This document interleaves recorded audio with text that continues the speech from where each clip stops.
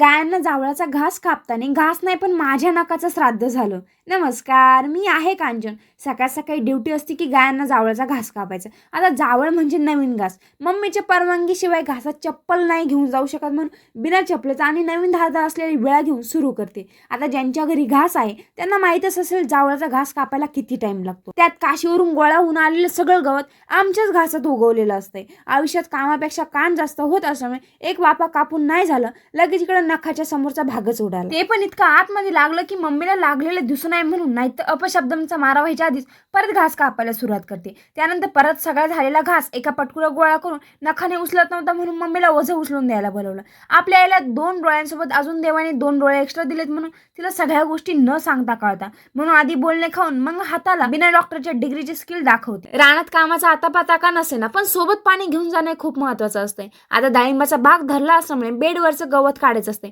टाइमवरती कामाला माणसं भेटत नाही आणि जेव्हा भेटतं तेव्हा काम नसते म्हणून घरीच काढतोय. म्हणून कामामध्ये माझा पण थोडासा हातभार लावण्यासाठी मी पण खुरपं घेते आणि करते सुरू. वाळेल गवताच्या काड्या, त्यात वाळेल डाळिंबाचे काटे असल्यामुळे जमिनीची नाही पण हाताची काठी टोचू टोचू मशागत झाली. मी घरी नसल्यावर आमच्या वारसदारांना घर टोचतं म्हणून काही ना काही धंदे करून मला अडवतं. मग सगळं काढलेलं गवत आपल्याला गोळा करून सगळं उचलून नेऊन टाकायचं असते. आता अंगातली एनर्जी कमी झालती म्हणून डायरेक्ट ऊसाच्या रानात आलते ऊस खायला. कोयत्याची गरज नसल्यामुळे मेंदूच्या गुडघ्याची पावर वापरून संपवते ऊस.